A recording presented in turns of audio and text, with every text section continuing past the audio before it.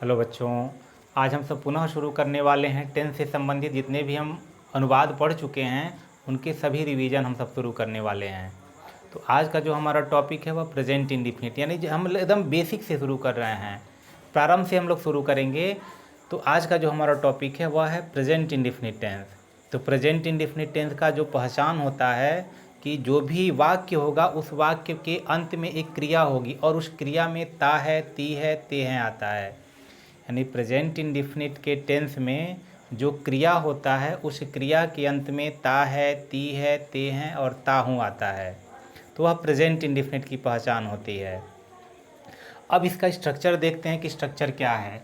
तो अगर हमको अनुवाद बनाना हो तो सबसे पहले हम सब्जेक्ट लिखते हैं, यानी कोई भी अगर हम सेंटेंस का अनुवाद करते हैं तो सबसे पहले हम सब्जेक्ट ढूंढेंगे। तो सब्जेक्ट लिखते हैं, उसके बाद वर्ब फर्स्ट फॉर्म हो जाता है, फिर ऑब्जेक्ट होता है।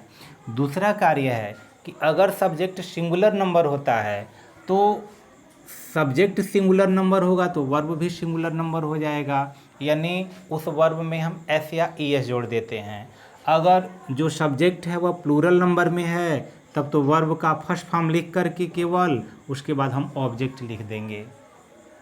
जैसे देखते हैं तो इसमें जो जो सिंगुलर नंबर में आने वाले जो हमारे प्रोनाउन हैं या जो सब्जेक्ट हैं, तो सबसे पहले प्रोनाउन होता है ही है, शी है, इट है, या कोई नाम आ सकता है जो नाउन से संबंधित होगा, राम, श्याम, मोहन, सिंगुलर नंबर यानी एक दिखाने वाला कोई हो।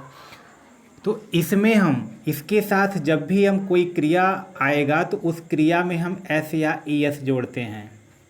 जैसे देखते हैं दिया है कि अंजलि खेलती है, इसमें केवल सब्जेक्ट है और वर्ब है, यानी अंजलि खेलती है तो खेलने का कार्य कौन कर रहा है, तो वह है अंजलि। तो यह हमारा सब्जेक्ट हो गया, तो यहाँ लिखेंगे अंजलि, ये हो गया सब्जेक्ट। अब हमको तुरंत वर्ब लगाना है, तो वह वर्ब पहचान के अनुसार है कि जो भी हमारा वर्ब होगा उस वर्ब के अंत में ता है, ती है, ते हैं, ताहू आएगा। तो अंजलि खेलती है तो यह खेलना क्रिया है, खेलना के अंत में ही आया है ती है, यानी खेलती है, खेलना नहीं है, खेलती है। यानी हम टेंस को हमको पहचानना है तो टेंस के अनुसार इसका पहचान दे दिया है कि खेलती है। तो प्रेजेंट इंडिफिनिट, तो इसलिए अब यहाँ खेलना की अंग्रेजी हो गई प्ले, तो वर्ब फर्स्ट फॉर्म लग गया। अब अगर दे रहा है कि अगर यह जो हमारा सब्जेक्ट है सिंगुलर नंबर होगा तो वर्ब में एस या ई एस जुड़ जाएगा, मतलब जो वर्ब भी होगा वह सिंगुलर नंबर में हो जाएगा। तो अब यहाँ क्या करेंगे, हम प्लेज कर देंगे। अंजलि सिंगुलर नंबर में है इसलिए यहाँ प्लेज हो जाएगा कि अंजलि खेलती है। अब क्या खेलती है, इसमें कोई ऑब्जेक्ट नहीं है, यहीं पे समाप्त हो गया। अब यहाँ ये नहीं है कि हमको है की भी अंग्रेजी लिखनी है, अगर है की अंग्रेजी इज लिखते हैं तो वह बिल्कुल गलत हो जाएगा। फिर अगला देखते हैं, दिया है कि अनामिका पुस्तक पढ़ती है, तो कौन पुस्तक पढ़ता है, अगर हमको सब्जेक्ट ढूंढना है तो कौन पुस्तक पढ़ता है, यानी उस कार्य को कौन करता है। तो अगर जो भी हम जवाब देंगे उसका जवाब में जो भी उत्तर आएगा वही हमारा सब्जेक्ट होता है। तो आंसर आ रहा है कि अनामिका पुस्तक पढ़ती है, तो कौन पुस्तक पढ़ता है, तो अनामिका पुस्तक पढ़ती है। तो यहाँ जो कार्य को करने वाला है, पुस्तक को पढ़ने वाला है, वह अनामिका है, तो यहाँ लिख देंगे अनामिका,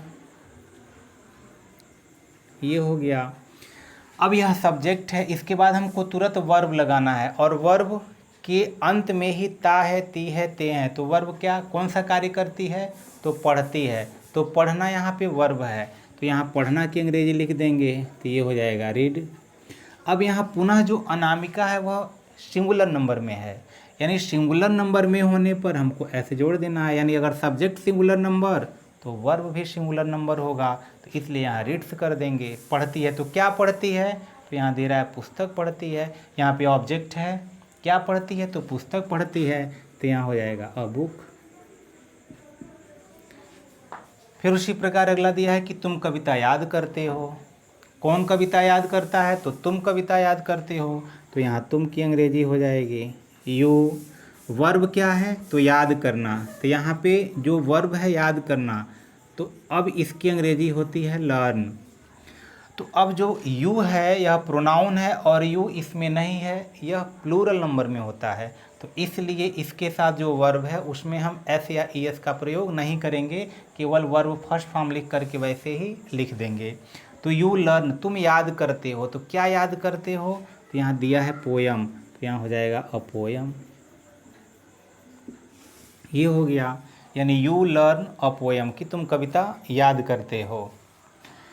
फिर आगे दे रहा है कि हम बड़ों का सम्मान करते हैं, तो कौन बड़ों का सम्मान करता है, तो जो बड़ों का सम्मान करता है वही सब्जेक्ट है, तो बड़ों का सम्मान करने का कार्य हम कर रहे हैं, तो इसलिए हम की अंग्रेजी यहाँ लिख देंगे वी।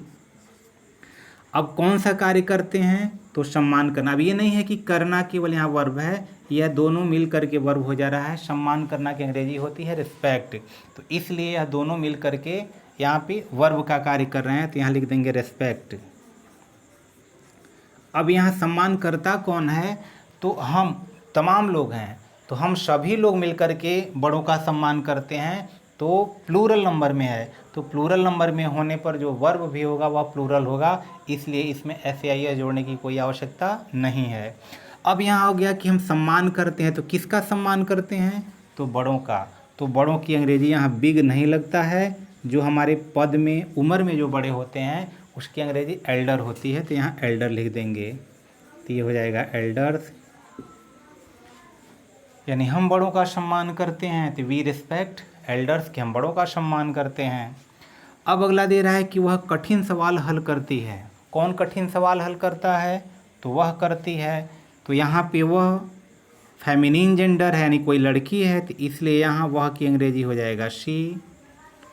वर्ब क्या है, कौन सा कार्य करती है, तो हल करने का कार्य करती है, तो यानी जो वर्ब है वह हल करना है, तो हल करना की अंग्रेजी यहाँ लिख देंगे सॉल्व। तो अब यहाँ देखिए सी सिंगुलर नंबर में है, ये सिंगुलर नंबर में है, तो जो भी इसका वर्ब होगा वह भी सिंगुलर नंबर हो जाएगा, तो इसलिए सॉल्व को सॉल्व्स कर देंगे, यानी सॉल्व को सॉल्व्स कर देंगे। तो अब हल करती है, तो क्या हल करती है, तो उसके बाद ऑब्जेक्ट लगाना है, तो दे रहा है सवाल हल करती है, लेकिन अब सवाल की विशेषता भी है, यहाँ पे एडजेक्टिव है, उसका विशेषता बताने के लिए आ गया है, तो वह सवाल कैसा है, तो कठिन है। तो कठिन किसी भी जो नाउन होते हैं, प्रोनाउन होते हैं, अगर उनका कोई भी विशेषता बताता है तो वह एडजेक्टिव होता है और वह ठीक उसके पहले लगाया जाता है, तो कठिन इस सवाल के पहले ही लगेगा, यह नाउन है और यह एडजेक्टिव है, तो एडजेक्टिव हमेशा उस नाउन के पहले ही रहेगा, तो यहाँ लिखेंगे डिफ़िकल्ट, ये हो जाएगा डिफ़िकल्ट। अब उसके बाद क्वेश्चंस, ये हो जाएगा कि कठिन सवाल हल करती है। तो कुछ और भी देख लेते हैं अनुवाद, जैसे दिया है कि मेरा भाई प्रतिदिन काम पूरा करता है, थोड़ा उससे बड़ा है, स्ट्रक्चर सेम वही रहेगा, subject verb first form object, subject singular number होगा, तो वही वर्ब में एस या एस जोड़ देंगे। जैसे दे रहा है कि मेरा भाई प्रतिदिन काम पूरा करता है, तो कौन काम पूरा करता है, तो काम पूरा करने वाला जो है वह सब्जेक्ट मेरा भाई है, यानी अब ये नहीं है कि मेरा यहाँ लिखेंगे मेरा भाई, पॉजिटिव केस जो मेरा है वह पहले लग जाएगा, तो मेरा भाई, तो यहाँ हो गया माई और ये हो गया ब्रदर। उसके बाद इसका काम क्या है, तो वर्ब हमको लगाना है, तो करता है, तो क्या करता है, पूरा करता है, तो हमारा जो वर्ब है वह है पूरा करना, तो पूरा करना की अंग्रेजी होती है कंप्लीट, ये हो जाएगा कंप्लीट। अब यहाँ ब्रदर सिंगुलर नंबर में, यानी एक ही भाई है, तो इसलिए जो वर्ब भी होगा वह सिंगुलर नंबर में हो जाएगा और इसमें यह जोड़ देंगे, तो यह हो जाएगा कंप्लीट, पूरा करता है। क्या पूरा करता है, तो काम पूरा करता है। अब हमको ऑब्जेक्ट लिख देना है, तो यहाँ हो गया वर्क। उसके बाद और भी बचा हुआ है, तो क्या बचा हुआ है, हमारा एडवर्ब, प्रतिदिन पूरा करता है, तो जो भी उसके बाद बच जाएगा हम अदर वर्ड उसके बाद लिख देंगे, तो ये हो जाएगा डेली। ये हो गया कि मेरा भाई प्रतिदिन काम पूरा करता है, तो my brother completes work daily. तो अब यहाँ पर हम इसमें क्या कर सकते हैं कि इसमें ऑब्जेक्ट के बाद हम अदर वर्ड हम यहाँ ऐसे लिख सकते हैं। फिर उसके बाद दिया है कि लड़के सुबह में व्यायाम करते हैं, तो व्यायाम कौन करता है, तो लड़के करते हैं, तो जो कार्य को करता है वह सब्जेक्ट है, तो यहाँ सब्जेक्ट हो गया, तो ये हो जाएगा दी बॉयज़। अब क्या करते हैं, तो दे रहा है कि व्यायाम करते हैं।